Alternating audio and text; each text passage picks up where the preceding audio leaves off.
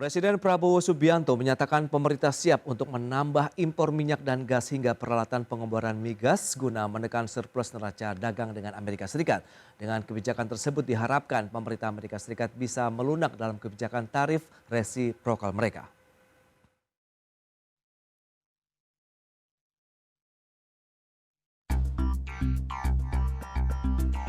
Presiden Prabowo Subianto menegaskan Indonesia siap menghadapi pemberlakuan kebijakan tarif resiprokal yang diberlakukan Presiden Amerika Serikat Donald Trump. Bahkan Prabowo mengklaim Indonesia bisa mengatasi defisit neraca dagang dengan Amerika Serikat yang mencapai 17 miliar dolar Amerika.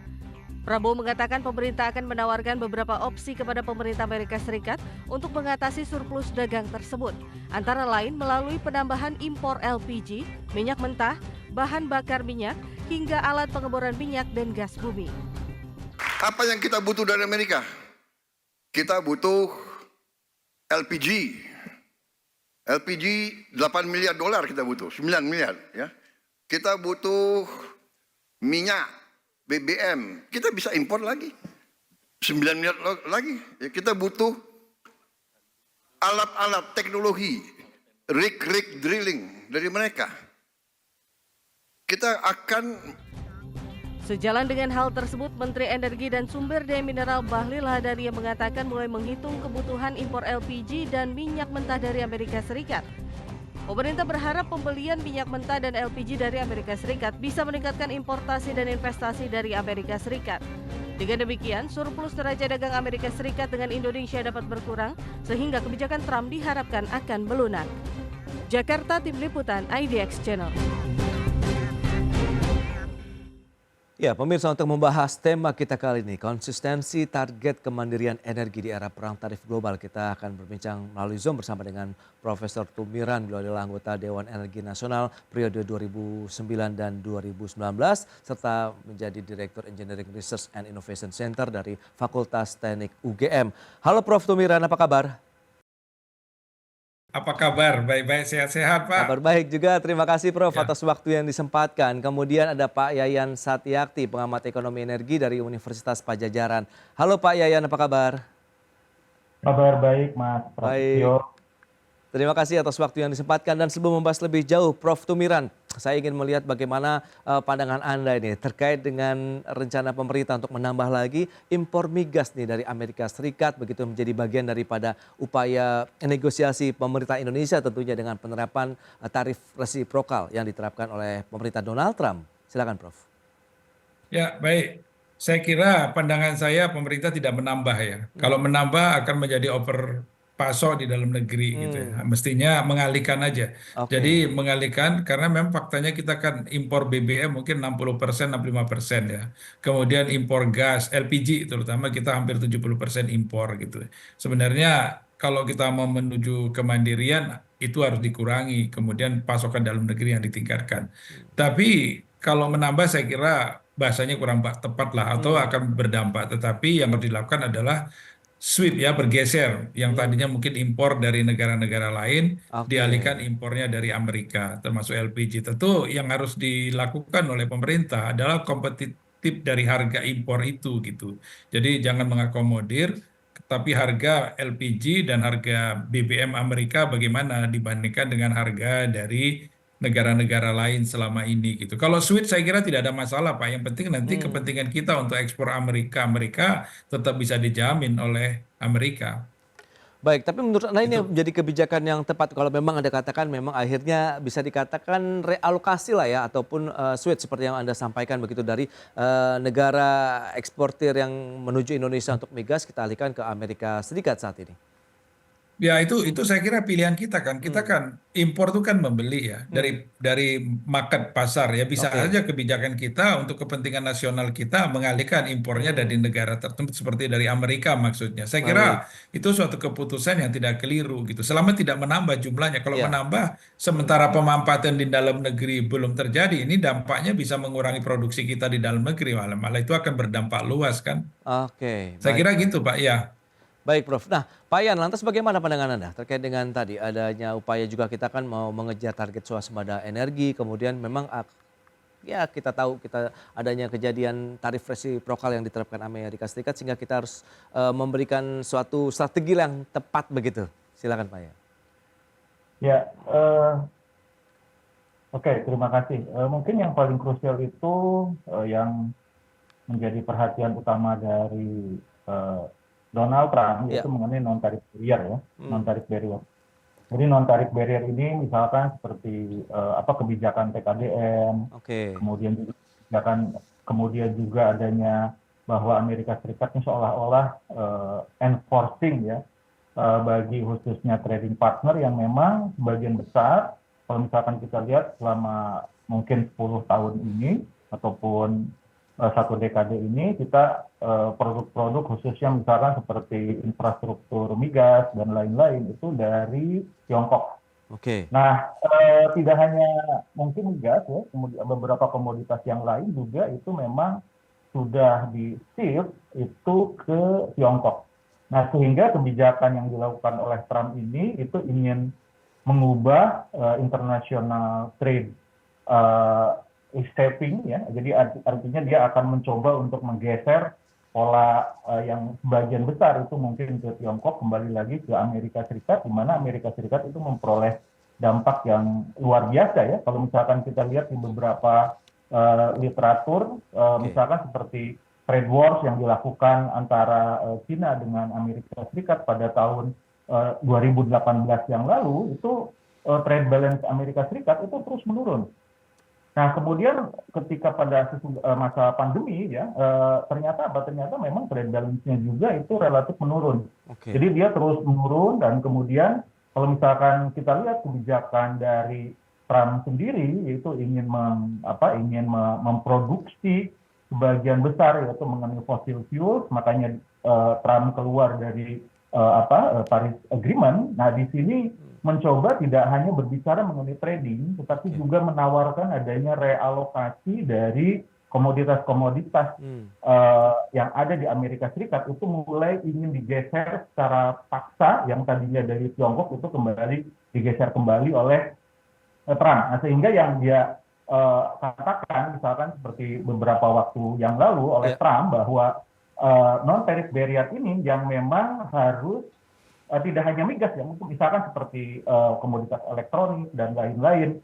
Nah, untuk mengurangi non-tarif barrier pada masing-masing negara sehingga Amerika Serikat itu bisa masuk dan memaksa adanya perubahan international trade pattern pada masing-masing khususnya major trading partner yang membuat Amerika Serikat itu mengalami defisit yang luar biasa. Misal kita di peringkat sekitar 15 ya atau 11. Baik. Nah, Prof. Tumiran, lantas bagaimana dengan upaya tadi importasi juga selain mungkin tadi tidak menambah tapi mungkin realokasi ataupun switching lah. Nah, lantas bagaimana dengan teknologi-teknologi ataupun produk-produk alat migas begitu yang memang dibutuhkan juga untuk Indonesia? Apakah juga ada switching di sana atau memang kita butuh untuk peralatan berteknologi tinggi tadi begitu untuk sektor migas kita, Prof? Ya, kalau kita dikaitkan dengan upaya untuk kemandirian ya. Jadi seperti awal-awal Presiden Prabowo pidato di MPR ya.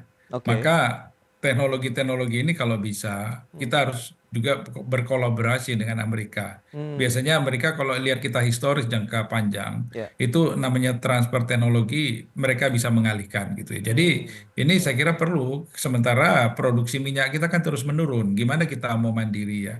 Nah, jadi memang harus dilakukan pengeboran-pengeboran lanjut. Teknologi mereka selama ini kan sudah unggul ya. Mungkin ini juga bisa menjadi satu bagian strategi partner sambil kita meningkatkan impor LPG tadi. Karena sekitar 2 miliar dolar kalau nggak salah ya selama ini impor LPG dari US ya Mas ya. Nah, ini bisa ditingkatkan, tapi ada bargaining lain lah. Terutama bagaimana teknologi drilling, pengeboran itu juga bisa kita tingkatkan gitu. Jadi kalau nggak ada itu cuma sekedar balansi perdagangan, ini saya kira impact-nya kurang begitu besar dari upaya-upaya kita untuk mendorong kemandirian energi tadi. Jadi kemandirian itu tidak hanya tersedia di dalam negeri, tapi bagaimana produk teknologinya juga secara bertahap bisa kita kuasai. Negara lain yang dulunya nggak menguasai seperti China itu bisa menguasai ya. Nah, mestinya kita itu bisa, hanya mungkin perlu strategi politik sehingga hasil riset pengembangan industri di dalam negeri itu bisa kita kembangkan. Harus ada kesabaran yang konsisten ya. Oke. Kesabaran yang konsisten bahwa anak bangsa ini juga bisa untuk menuju kemandirian tersebut, Mas. Oke, nah itu dia lantas roadmap-nya seperti apa, kemudian mekanismenya seperti apa kan kita bahas nanti di segmen berikutnya. Prof. Tumiran, kemudian Pak Ian, kita akan jeda dulu sebentar ya. Dan pemirsa, kami akan segera kembali usai jeda berikut ini.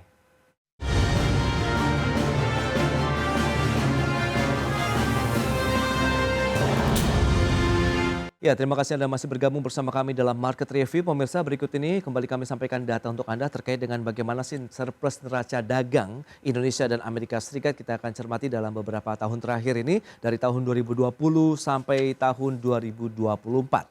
Di tahun 2020 kita mengalami surplus neraca dagang dengan Amerika Serikat 10,03 miliar dolar, kemudian naik sampai dengan 2022 ke 16,56 miliar dolar, kemudian turun di tahun 2023 menjadi 11,96 miliar dolar dan di tahun 2024 naik kembali 14,37 miliar dolar Amerika Serikat. Nah, selanjutnya impor migas Indonesia dari Amerika Serikat. Di tahun 2022 tercatat nilainya 2,29 miliar dolar, kemudian di tahun 2023 2,05 miliar dolar, di tahun 2024 naik tipis 2,09 miliar dolar Amerika Serikat. Baik, kita akan lanjutkan kembali perbincangan bersama dengan Profesor Tumiran, anggota Dewan Energi Nasional 2009-2019, kemudian juga Pak Yayan Satyakti, pengamat energi dari Universitas Padjadjaran. Baik, nah Prof. Tumiran, kalau berdasarkan data tadi yang sudah disampaikan, nah bagaimana Anda melihat surplus neraca dagang Indonesia Amerika, kemudian nilai importasi juga produk-produk migas Amerika ke Indonesia ini, Prof. Tumiran, dan kita lihat juga fluktuasinya memang selalu terjadi surplus begitu.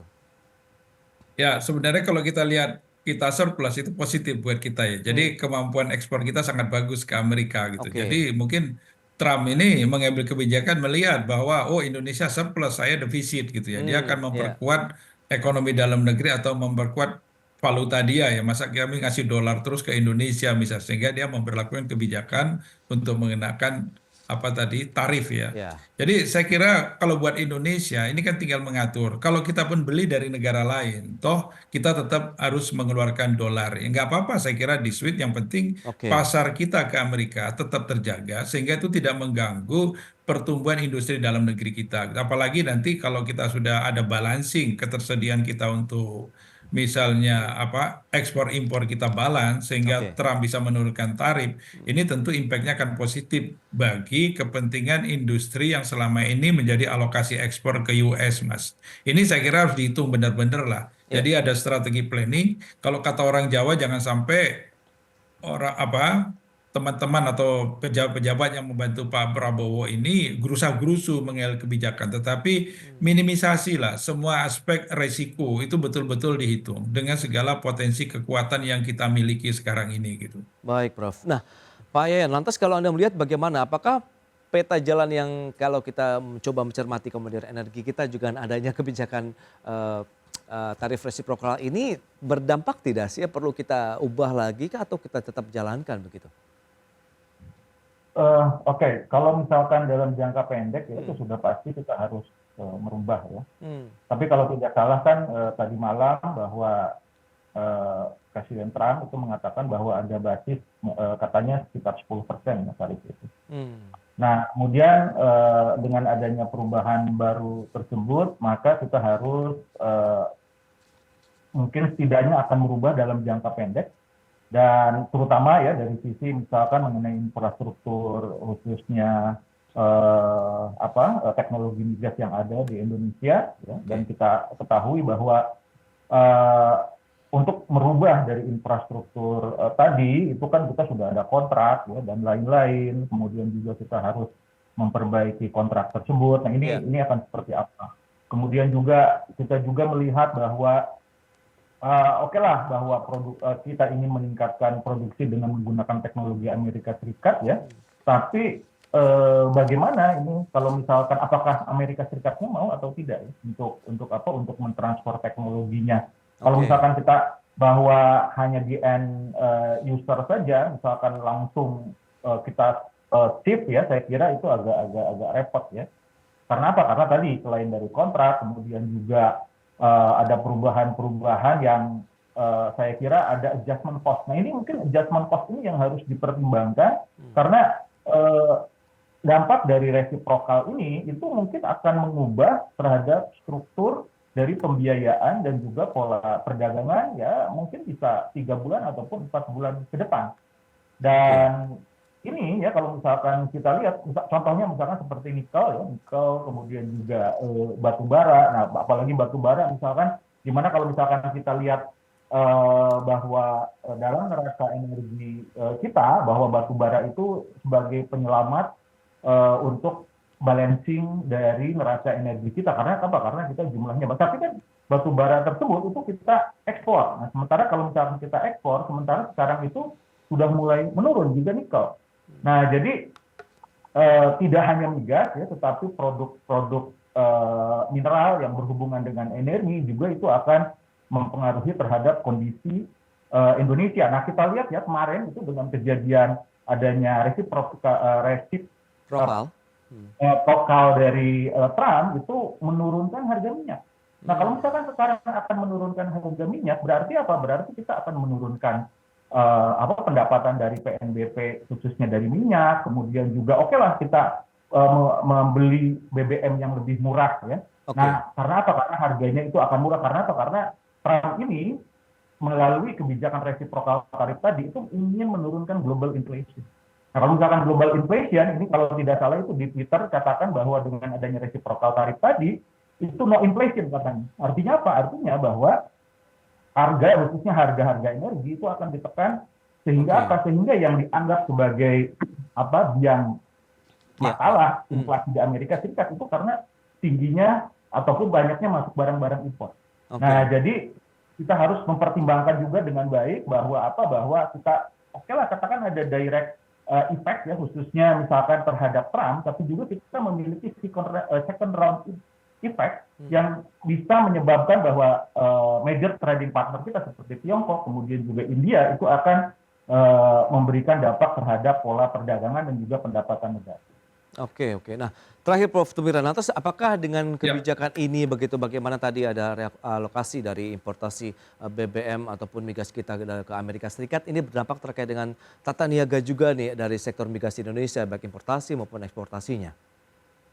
Saya kira akan berpengaruh ya. Selama ini kita kalau misalnya impor yang harus dipetakan kan, itu sebenarnya dari mana aja kita. Tentu dari sektor transportasi akan berpengaruh. Kemudian security of supply kita juga harus kita hitung ulang ya. Tapi jangan sampai bahwa harus dihitung ulang juga karena berbahaya kalau nanti misalnya LPG kita totally impor dari US semua. Ini juga akan membahayakan terhadap ketahanan nasional kita karena kan kita tidak bisa bergantung source-nya ada pada satu sumber, tetap harus kita bagi-bagi untuk betul-betul selain security of supply adalah ketahanan kita juga harus dijaga Mas gitu ya, nggak boleh ya. Baik, berarti memang tetap fokus kepada ketahanan energi nasional sambil kita coba menyiasati juga ya kebijakan dari tarif resiprokal yang disampaikan atau diterapkan oleh pemerintah Amerika Serikat sehingga nanti ada win-win solution juga begitu, menguntungkan kedua belah pihak lah begitu ya Prof. Tumiran ya. Betul. Tapi yang juga harus ke depan yang dikaitkan dengan ketahanan energi, upaya mengurangi impor LPG juga harus dikurangi ya. Supaya apa? Supaya devisa kita tidak defisit untuk impor LPG terus. Tapi bagaimana kita mengalihkan penggunaan untuk konsumsi itu dialihkan ke sektor kelistrikan. Misalnya banyak rumah tangga sektor listrik.